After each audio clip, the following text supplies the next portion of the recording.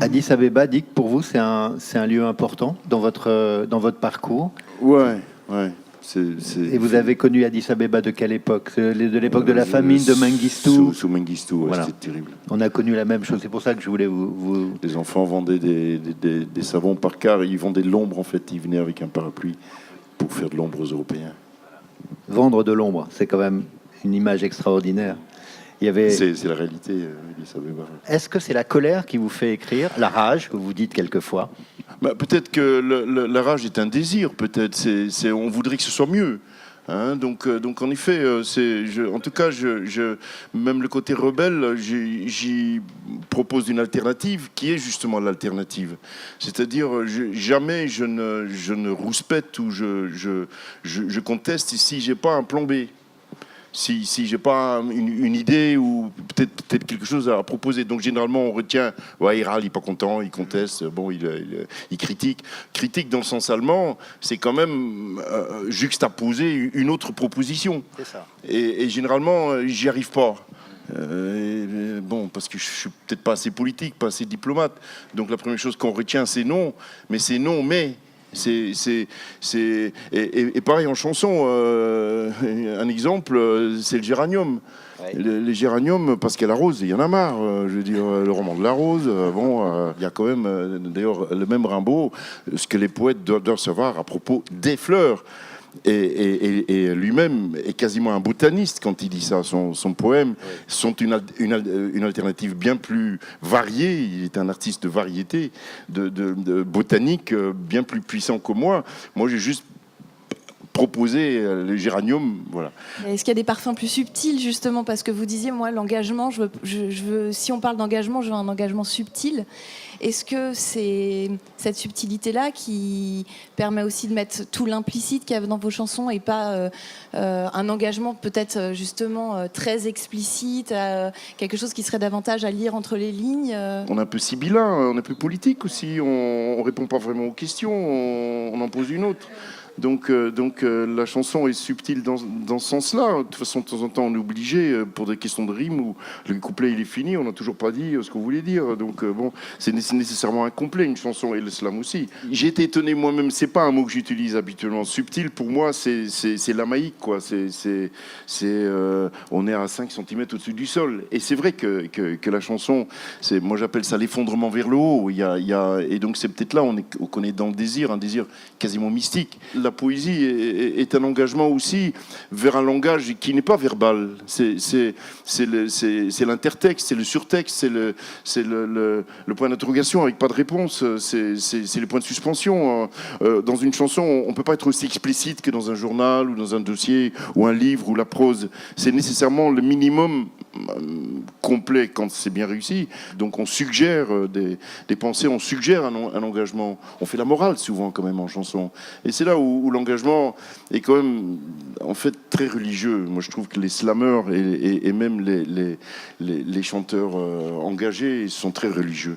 Je trouve ils sont très c'est la fraternité, c'est un monde meilleur. Vous dites dans cet entretien avec Alain que l'engagement pour vous ça ne suffit pas pour faire une bonne chanson, pour faire une chanson. Non. Pour vous, qu'est-ce qu'il y a dans une chanson qui fait qu'elle peut devenir une chanson effectivement?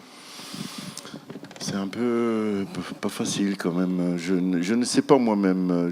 Et en effet, quand on a écrit quelque chose qui tient la route ou qui justement suggère des choses qu'on ne dit pas, on est content, on se lève de la chaise et on se dit il s'est passé quelque chose soi-même, quoi. Je veux dire, Rimbaud parlait d'illumination, donc on a un supplément d'âme. Quand on a le supplément d'âme et qu'en plus ça sonne bien, oui là on a une chanson. Mais dire des choses vraies, qu'est-ce que c'est pénible. N'importe quel blues raconte la misère des Noirs sans parler de misère et sans parler de Noirs. Je veux dire, c'est notre obligation de transcender, de faire des paraboles. C'est là-dedans qu'on est très religieux. L'image sert, on va dire, à accompagner la violence, oui, en effet. Et qu'est-ce qui vous met en colère aujourd'hui? Qu'est-ce qui vous donne envie d'écrire parce qu'il y a des choses dans ce monde qui ne vous plaisent pas? Mais c'est marrant parce que je suis peut-être plus en colère contre la colère. Je comprends pas bien que je sois associé. C'est-à-dire, rage, c'est pas tout à fait pareil. Mais bon, on peut varier évidemment paroles, mots, verbes. Qu'est-ce qui vous ça se enrage? ressemble. Rage et colère, ça se ressemble.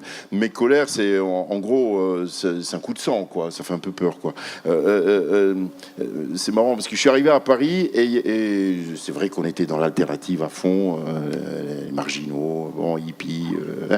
Et donc, je suis arrivé dans un magasin folk. Il y avait une petite shot et il y avait marqué, visiblement, il était trop petit pour bien viser. Et donc, et donc il y avait marqué être marginal ne veut pas dire pisser à côté.